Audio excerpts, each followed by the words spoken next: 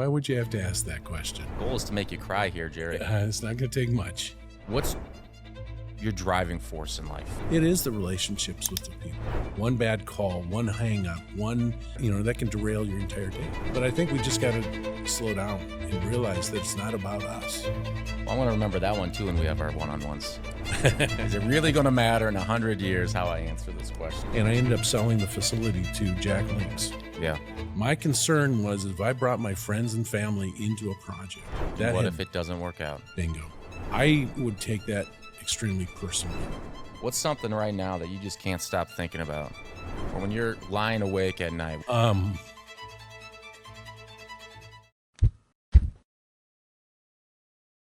right. How you doing, Gerry? I'm doing well. Yeah? How are you doing? I'm good. Good. I'm good. Thanks for investing in Beyond Brokerage for us. Well, I'm anxious to see what it's going to turn out like. So. Me too. I don't know how much we've talked about it, but, this is my little secret that I told Dan beforehand. I don't know who else I've told, but when I used to listen to KTIS before I realized it was only for soccer moms, I really wanted to be like, I could do that. I could be a radio host. I could talk to people and have it be a lot more interesting than listening to the same 5 songs over and over again. But it scares the bejesus out of me because it's something I've actually wanted to do. Be careful about I know. I've watched my language. It's something I've actually wanted to do, and now here's an opportunity. Right. So hopefully I don't screw it up too much. Yeah. We'll see. But I'm sure you'll do well. That's what editing's for. Couple things, but first, since this is one of the first episodes, however they get released, Beyond Brokerage, I was told you came up with the name. I wanted to change it, but I said, no, he came up with the name. This is his. This is his thing. Tell me what was your rationale behind that? We'll see where I take it in my conversations, but what was your rationale behind I think Beyond Brokerage? What I was thinking about, Royce, on the name and things like that is this. There's so many different podcasts. You tune into a podcast, their concept, their discussion, and a lot of times I'll tune out just because they don't hold me. I don't need to hear another broadcast or another podcast that's talking about real estate brokerage, investments, industrial real estate. And I thought it'd be something about why not do something that's beyond brokerage is what I said. And it's more than just who we are, it's what we do, but there's so much more to it. So that kind of jumped out at me when I said it and thought that it made sense. It sounded like a great idea for a podcast. Yeah. There's a lot of people out there that do the, top 5 things that you should think about when investing or, everyone talks about Rich Dad, Poor Dad or whatever it might be. And for me, I liked it from the standpoint, and you know this about me, that for me, the transaction in the industry that we're in is just a consequence of what I like to do personally, which is get to know people, get to know businesses, and figure out what's driving them, what's on their mind, and how can we bring more value than just shepherding a deal through, which is important. Right. But there's so much more to the people we work with, the companies we work with, the people in the office, all that, than just being defined by brokerage. So we'll see how this goes. I think it fits also with our whole mission from the standpoint of seeing companies succeed, communities thrive. Yeah. To me, it's always been beyond just the transaction. Yeah. I mean, this impacts people's lives. It impacts everything we do. Impacts people's lives. It impacts those that are investors or owners of the company and what they do, who they service, but it also impacts everybody that works for that company, everybody that supports the company. So the transaction is just transactional, but it's the relational and everything else that goes along with it that I think is what's important. Yeah. And has more meaning to me. Yeah. And candidly, going back to when we decided to do this whole thing, came up with the name Beyond Brokerage. I thought it was just a natural flow for what you do and who you are. This is Royce. This is who you are. Yeah. Yeah. Well, I appreciate that. And I didn't give you. I don't think I sent you anything as You far did as not. the questions. I'm hitting you cold on this. I'm just going to riff. Yeah. This is cold. So That's right. Let's just start with what in general, work, whatever, life, what's going on right now in your life?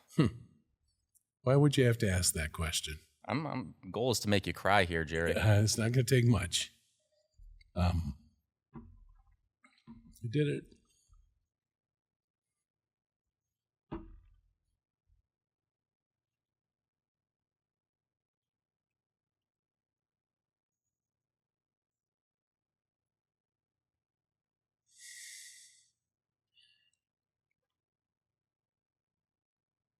Hopefully you can edit out a lot of dead time.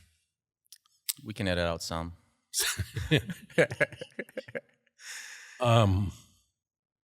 What's going on? Well, everybody, what's going on is everything that we do day in, day out, we think is important. It really isn't.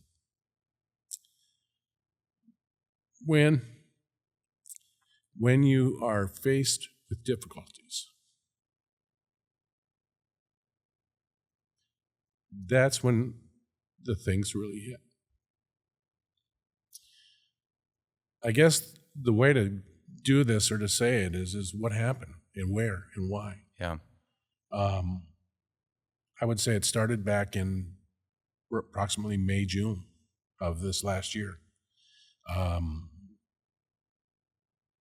I was at home looking at my computer, and all of a sudden my chart comes up, and it pops up, says what every 50, 60-year-old man loves to hear is it's due for a colonoscopy. Mm-hmm. Favorite day of the year. Favorite thing. Yeah. Except I wasn't due because I was clean. I had no problems before 5 years. So I was supposed to be 10 years now to having it. My wife says, no, you're going in. So I go in. Everything's fine. Everything's good. We're talking to the doctor. The doctor says, hey, you know what? Why are you here? We were cleaned and everything like that. And I said, well, I kind of like these things. I kind of enjoy the prep. I enjoy everything about them, I said, if you have an opening on Tuesday, I'll take one too, Yeah. But seriously, what happened out of that is everything going out fine. She came back in and she had said that they had taken a biopsy of something that looked a little bit unusual, a little concerning. And so ultimately, fast forward all through the tests and everything like that, I had multiple tests, multiple blood tests, bone marrow, everything. I was diagnosed with non-Hodgkin's lymphoma. Mm-hmm. And so all through the summer, I didn't really say anything to you, to anybody in the staff and the team at all. And then in September, October, the plan was, after going to Mayo Clinic, being part of Frauenschuh Cancer Center, was to do the retraction, remove it. Yeah. I was fortunate enough to not have to do a chemo, not have to do anything like that. So they did a retraction, a removal of the lymphoma. Yeah. I thought that was it. I come back, as you know, we talked about it at the office at the team meeting. I thought that was it, and everything's all good. A few months later, I've got some issues with my neck. I was going in to see, and they said, well, we should maybe take a look at doing a procedure on your neck because I had a herniation of disc.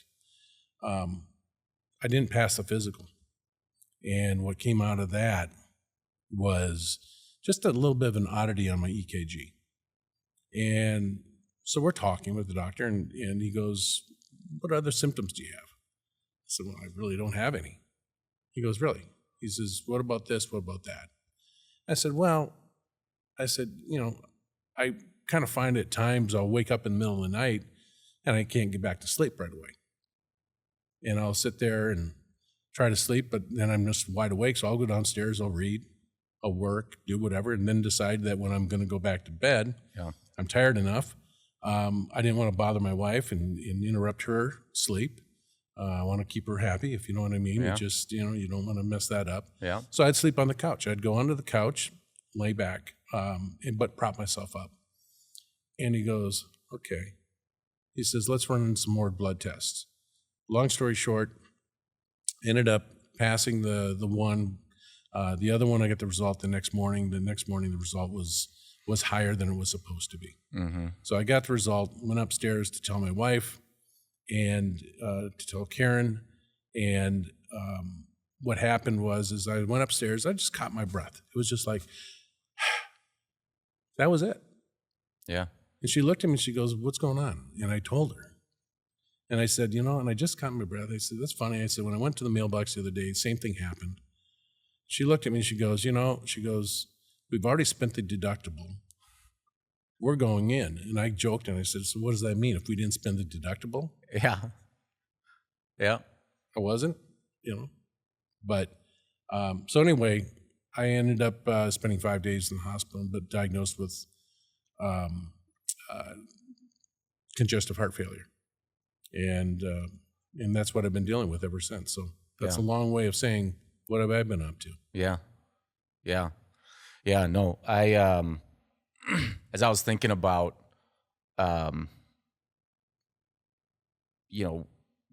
this sit down, I mean, part of the reason I love this is it just gives me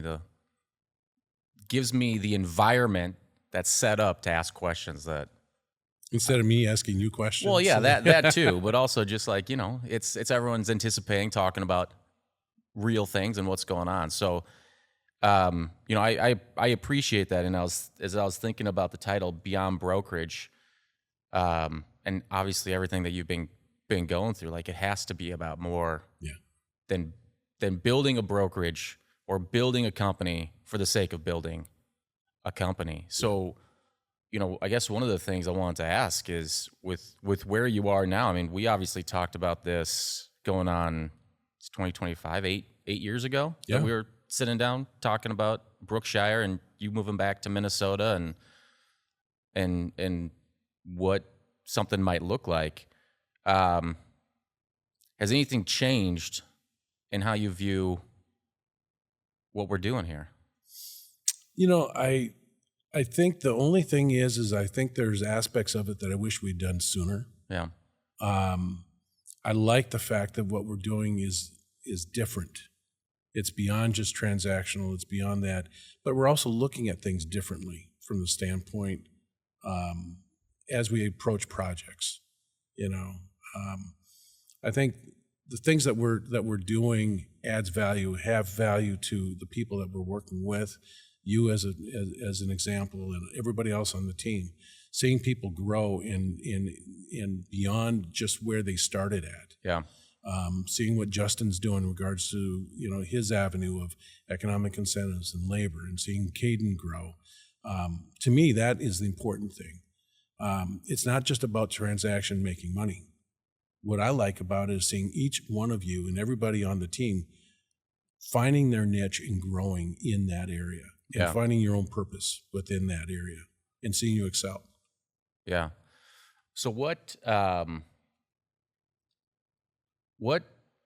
it was then matters too, but more so now, what's your driving force in life? Whether it's for work, for family, whatever it is, what's the thing that when you wake up is the motivating factor for how you're going to live your day? Well, without question, the number one thing is my faith. It's my faith, it's my family. And then the Packers, according to Facebook. That is true. That was the only thing that I found doing my stalking of you last night, because, again, I don't have Twitter, and I don't know what my Instagram login is, so I couldn't stalk you on those other things. I did not come up with that. That was a Vince Lombardi, faith, family, and the Green Bay Packers, But that's pretty close. Maybe sometimes that gets a little blurred, but it's good. It's good. So, but no, I think what it is, to me, that's the important thing. That's the driver. Everything I do. So how does that play out then in a world? I mean, the world in general, but think about, you've built your career in commercial real estate, which some might call the devil's playground at times. How has that played itself out in your career as a whole, and in why you even wanted to do something here with Game Brookshire started? Well, I think part of it is this. It's the relationships that have been able to be developed. Mm-hmm. Do I love doing the transactions? Yeah, I do. I mean, there's remuneration, there's financial benefit. Remuneration, another way of saying I get paid a lot of money. I get paid money for what I do. Yes. Yeah. But to me, what's important is also the relationships, not only with the team, but with our clients. There are a number of people that I have come to do business with that have really become very close and intimate and personal friends. And that is something to me that I truly enjoy, you know. Yeah. I had a conversation yesterday with one of the people, and just to talk about what's been going on in life, what's going on in his life, what's going on in my life, you know. Yeah.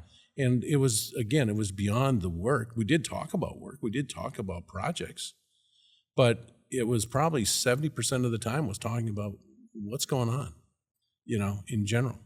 And I think having the ability, I think there's so oftentimes we're transactional in our business, but we're transactional in our relationships, you know, especially guys. You know, we're like, oh, how you doing? Everything's great. Yeah. Well, as you know, things not necessarily always great. Seldom for everybody are things always great. Exactly. Yeah. You know, and we don't want to open ourselves up. We don't want to do that, you know. But I think what is important is, as we built this company and do that, it is the relationships with the people. It's seeing the impact that it's having, not only on the client and them, their families, everything like that, but for me to see what's happening with everybody in our office, as well, and seeing the growth. Yeah. How have you seen, or how have you felt with everything that you've gone through in the last 9 months around those relationships? How has that colored impacted or heightened that aspect of the business and why you wake up in the morning? Because I feel like I've even seen a bit of a shift there from you of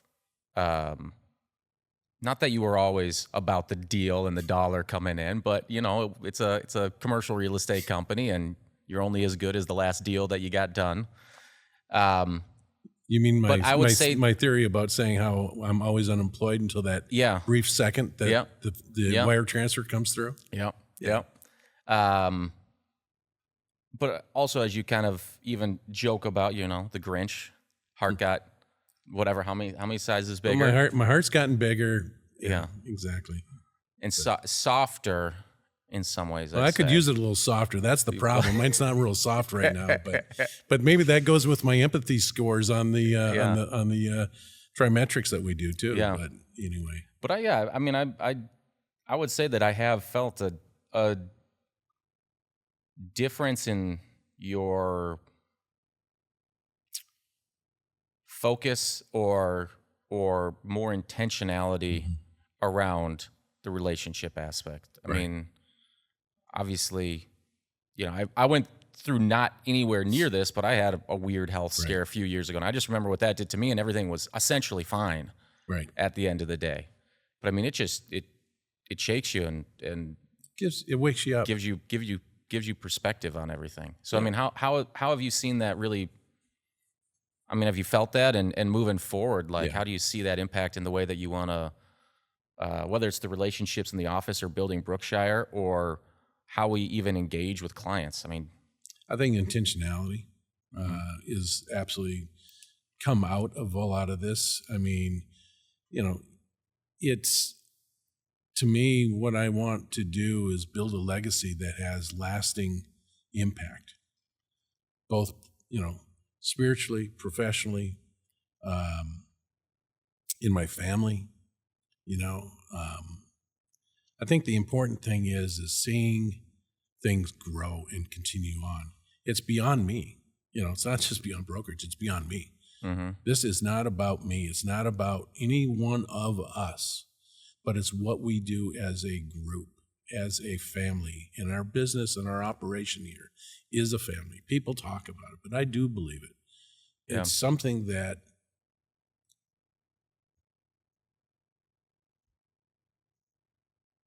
number 2. There we go. it's something that as I start my day, and I look at it and I think, what is before me? What are the meetings? What are the discussions? But what is happening with every person I touch, every life that I come across? Whether it's people we work with or not. And, I start my day as I walk from my car to the office. It's always like, okay, I just try, guide my steps, guide my words, guide my thoughts. Everything I say, do, or think. I want that to be led and directed by him. And that is important, and that's even more important now. So I sit there and I kind of go, every day it's like, what can we do? It's got to be beyond me. It's beyond what we do as Brookshire. It's beyond what we do on all of these avenues. And if we can't have impact on not only our own lives, our families, and those around us, there's no purpose. Yeah. And to me, you've got to have purpose. You got to have a focus. Yeah. Yeah. Yeah. I mean, it's always tempting. And I mean, you know this about me. Like I never, when I was graduating from Bethel, dropping out of seminary, I was just hoping if I could make $35,000 a year and somehow cover income-based repayments on my student loans, like whatever, I'm golden. I wish I got that in writing. Yeah. Yeah.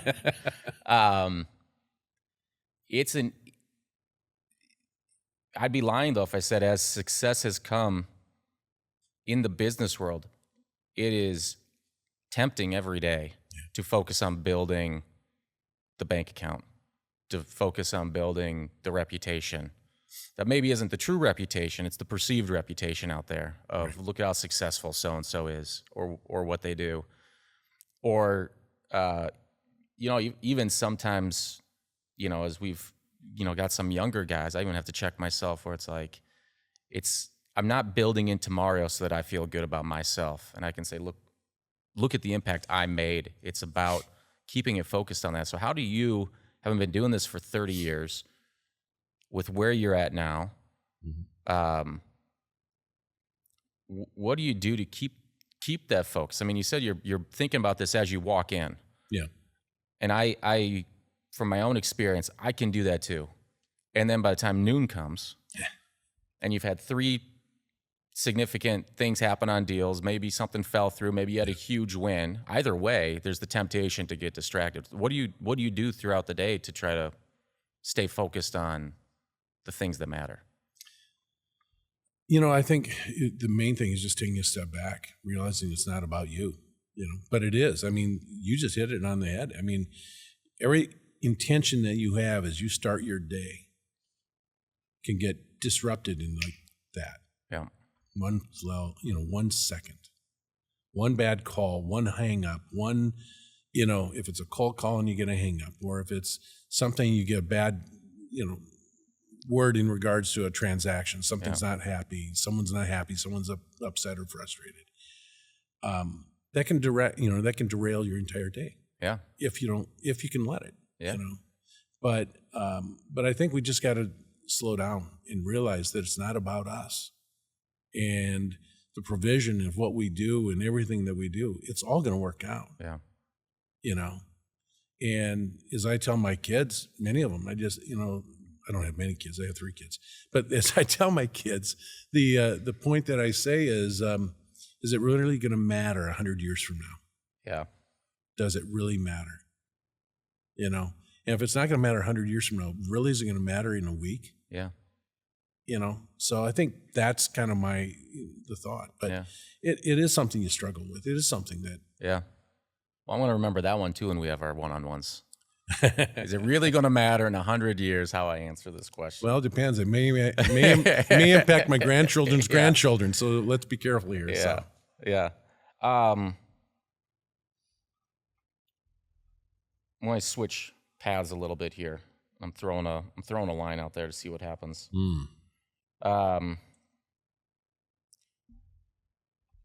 This is good. It's a good question. This is not going to go number 3, is it? No, not. Okay. I don't think so. It might go nowhere. What else beyond brokerage, Hmm. have you ever pictured yourself doing? Wow. I think the way you got to look at that is I didn't know anything about brokerage growing up. I mean, I grew up in a small town. I was, my father owned retail stores on Main Street. Only thing I knew about real estate is people buying, selling houses. Yeah. But once I got into the industry, I don't think there was ever anything that I would have wanted to do. I think about it as I was a kid, playing in the sandbox, bringing my Tonka trucks out and my Lincoln logs, and I was building roads and building buildings and doing all that when I was 4 or 5 years old out in the sandbox. So that's a tough question. I don't know if I really did. I just didn't know about it. Sure. But I mean, even there, you were building stuff. I was building stuff. Yeah. I mean, as every kid, I would have loved that. Well, as every kid, though, I would have wanted to play baseball. I was going to ask about that. Yeah. Play baseball would have been something like that. Yeah. Some kind of sport. I was too short to play basketball. Yeah. Not big enough to play football. Yeah. To be effective. But those are the things that I thought. Yeah. Yeah. Probably definitely something in business, owning companies, doing something, something in the finance world, something of that sort was probably always, that's where I kind of was always attracted to. Well, I mean, you obviously for so long were primarily focused on the in the business day to day of brokerage for a good chunk of your career. Yeah. Now running Brookshire, which is brokerage, economic development, media, my town, all that kind of stuff. So there's obviously that other stuff that you're doing beyond brokerage, but even just on the building side of things, like you said. I mean, we've talked about it. Yeah. I know I've got that little bit of itch on the development side. If you're playing with Lincoln Logs, I think there's probably an itch there to be more involved, perhaps on the building side of things. I mean, is that? I mean, you're not that old. No, we still got time, right? Exactly. God willing, we got time. Keep going. Your lips to God's ears. Yeah, I do. I mean, the biggest thing in regards to that, the thing that's held me back, I think, from going fully into that, is probably from the standpoint of cautionary, not wanting to fail. Mm-hmm. That's one of my biggest things in my life. Anything I set my mind to, I don't want to fail. I want to succeed, and I will do everything I can to succeed. Yeah. And I will plan and organize, and sometimes that creates a paralysis by analysis. Yeah. And it's held me back. Yeah. I do own some things. I've been investing in some real estate and some deals. I've brought partners in on something, which was one of the hardest steps that I did. I had that conversation this last weekend. Mm-hmm. I was like, my concern was if I brought my friends and family into a project. And what if it doesn't work out? Bingo. Yeah. That had better work, and it better work even better than I ever dreamed. Yeah. Because I would take that extremely personally. Yeah. And I know there are others that just kind of they lay their head down and they go, it is what it is. Took a shot. You knew the risks. Yeah. Suck it up, Yeah. But for me, no, I can't live with myself that way. Yeah. So have I not probably built as big of a portfolio as I could have, and all the other things? Probably. But the reality is I'm comfortable with what I have, the people and those relationships. That to me is important. Mm-hmm. And not doing anything to disrupt those relationships. Yeah. Yeah. Another quick pivot here. What's something right now that you just can't stop thinking about? Or when you're lying awake at night, what's occupying your mind? What's occupying my mind is what's next. Well, there goes my last question. When I'm sitting there, I have to stop and pause, because my mind will typically go to obviously family and things of that, but it also goes to business, but it naturally goes to business and it goes there fast. Yeah. And I'm always thinking about what's next. What could we do different to differentiate ourselves? Mm-hmm. What could we do better? What is it that I don't like about the industry of which we're in, and what it does to the point of how can we make it better? What is it that, being and I don't like the word small shop or a boutique or any of those. I think we're tactical. Brookshire is a firm that's tactical. There's a reason why organizations like the U.S. Navy have the SEALs or the Army has the Rangers. There are strike forces that exist. And that's what I consider what we do, is that we are very tactical in what we approach. So when I wake up and I'm sitting there, I'm thinking about what can we do better? What can I do to make it more efficient, to more effective, and more successful? Yeah. Is what I'm always looking at. Yeah. So, with that, obviously, when it was just you and I in a little office, it was all brokerage. Everything was. It was survival of the fittest. It was like we had to eat what we killed. Yeah. So. And it was just trying to find that next deal, that next relationship to get traction and get things going. Now it's brokerage, site selection, economic development, labor, My Town, community venture network. We'll get to kind of the what's next aspect maybe a little bit, but why those things? Because you look at how most companies have built themselves that are it's not that way. Around us. If they do start getting outside of transactional brokerage, it's property management, facilities management, investment sales, those kind of things. You asked the question, and it's a very easy answer for me. And that is, I grew up in a small town. It's almost like, John Cougar Mellencamp song. But no, I grew up in a small town, and I saw the impact of what happened when companies in town, when their corporations, I grew up in Crosby, Minnesota. And so when certain industries related to the mining industry would go down, that had an impact on our family. Because my father had retail stores on Main Street. So I knew what that would mean. That would mean things were a little tighter. When Scorpion Snowmobiles was on a growth mode, that was a good thing. When it went down, or all these different things. So I saw that impact. So it goes back when I left the real, true transactional brokerage work in the Twin Cities. This dates back to probably about 1990, I think. No, I'm sorry, scratch that. That dates back to about 2000. Yeah. Okay, I'd been at United Properties, been doing tenant representation, downtown brokerage, and probably doing 60, 70 transactions a year. But it was just like it wasn't enough. Yeah. It was transactional. And I had the opportunity then, and I joined another firm and started doing a lot of work in secondary, tertiary markets around the U.S., and specifically around Minnesota, the Dakotas, Iowa, and Wisconsin in Minnesota. One of the first transactions I did was up in Fargo, North Dakota. And it was a company came out of Winnipeg, Canada, down, bought the building, saw that, and saw the impact. That was nice. Yeah. Okay. But it wasn't long after that, I did a project in Northwest Iowa. And it was a project that when I got the agency, I got the project. It was a, pretty good sized building, but it was a small town. It was up in Lorenz, Iowa. Mm-hmm. And I'm sitting there going, okay, this is what I want to be doing. This is the type of thing. So I call up the economic development director in town, and I introduce myself.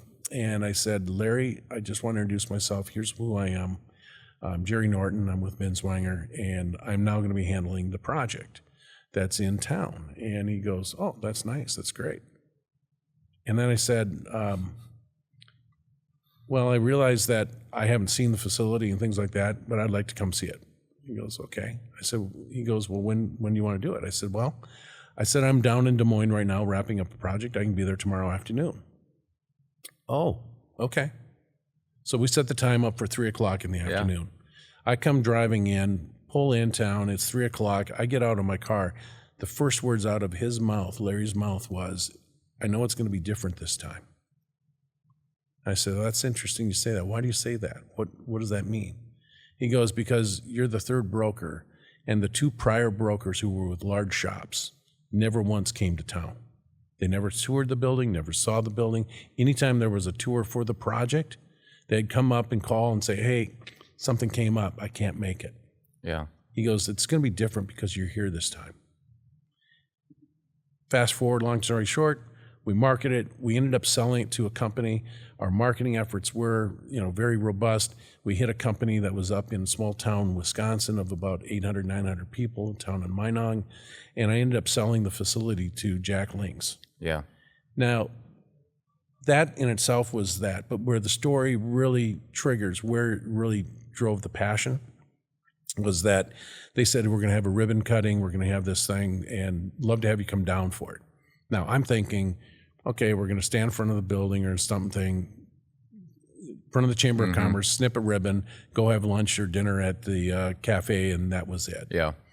Well, this is early stages of Garmin's and things, and I'm driving down, I'm reading, I have my printouts of where I'm supposed to go and meet them. And next thing I know is I'm driving into town, I see everybody driving the same spot. And it was like a Norman Rockwell moment. Everybody's turning in, going to the same place. Yeah. Turns out what we ended up doing is we were all going into the gymnasium at the high school. And, and then when I walked in, the gymnasium was filled with people. They were having a job fair with this and everything. They were handing out beef sticks. They were doing the whole thing. It was fun. Yeah. And they said, "Oh, why don't you come up here and sit?" And they had an area for me to sit. And it was interesting as they started talking about the project. And Larry Hunter, who was the economic development director at the time, came up, stood up, and went to the microphone and started talking about it. And he basically went and restated the entire story about that first day. Yeah. He goes, "I get this call from this guy. Never heard of him before. But he's down in Des Moines. Says he's going to come and meet us. Comes and meet us." He goes, "No one else had ever came into town to show the building, even see it." He goes, "I came out of the meeting or out of the car," and he says, "I just said the words, 'I know it's going to be different this time.'" And he goes, "It was." Yeah. And so to me, that whole thing, when we talk about purpose, we talk about that. When you see that, and then having people come up to you afterwards thanking you, saying, "I appreciate what you did because of that. We are, we got jobs, we got other things. We're gonna, put money into our house, or we're gonna do things." You had impact on that. Yeah. So to me, that right there solidifies it. So why does Brookshire do things differently than everybody else and really have a concentration on economic development, incentives, labor, on all of these things? Because it has impact on lives. Yeah. And to me, it goes back to those foundations. It takes me back to my dining room table when we're sitting there having dinner, and Dad would say something was going to happen, either contracts won, contracts lost. It had impact. I knew what it meant. Yeah. So what's next? What's next and why? What's that? What's next, Whit? What's next? What's next? I mean, you've been thinking about it. We've got these various pillars, but I mean, every single time we sit down, it is always every time we help out somebody with a deal, with site selection, with labor, we always turn over another rock. That's like, there's another place we could add value. Yeah. There's more that we could be doing, leveraging our resources, our connections, our knowledge, whatever it might be. So, I mean, just as we're sitting here in end of February 25, yeah, what's on your heart that says, gosh, it'd be cool if we could do X, Y, or Z? A podcast called Beyond Brokerage. There we go. That's one. There we go. No, I think we're onto some things in regards to the media side and the promotion, what we're doing with CVN. I want to see additional CVN events held across the country in different areas. Yeah. I want to see our operations and our footprint expand. I do want to see it go into multiple markets around the country.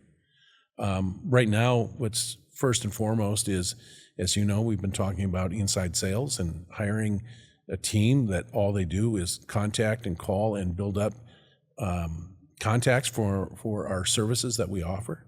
So it's building up and bolstering our team so that we can do more. Everybody on the team can be far more effective and productive. Yeah.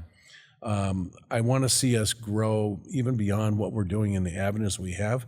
I'd love to see us start developing or building some more buildings. Maybe in some of these rural markets, secondary markets. Yeah. There's companies out there that build spec buildings, 50,000 square foot spec buildings, and that's their entree. I'd love to do that. Yeah. But it's going to take capital. It's going to take that, and I'm going to have to get out of my comfort zone. Yeah. And realize I can't do it all on my own. Yeah. That I need to partner with someone. Yeah. So. Well, that'd be fun. What do you see? That'd be fun. What do you want to? What would you see? What do you want to see? Or is there an area that you see that we could be expanding into that? My heart has been, as I've continued to grow in my career, the thing that I love is being able to get closer to and magnify the impact that I can have on people through business. Yeah. So for me, everything just keeps getting more and more, even going from brokerage to site selection to advisory work that we're doing. It's getting closer and closer to the heart of businesses. So for me, I can't help but just look at what does it look like if we could impact that more directly through, whether that's through some sort of fund or acquisition structures, right? Building that up. That's where I just see. I'd be lying if I didn't say that I feel like God's put something on my heart there. I don't know what it means. Don't know what it looks like. And when we first started talking about that, I think we have a really unique platform to try to execute something on. Yeah. I've got no idea how to do it. I've got a little idea of how to do it.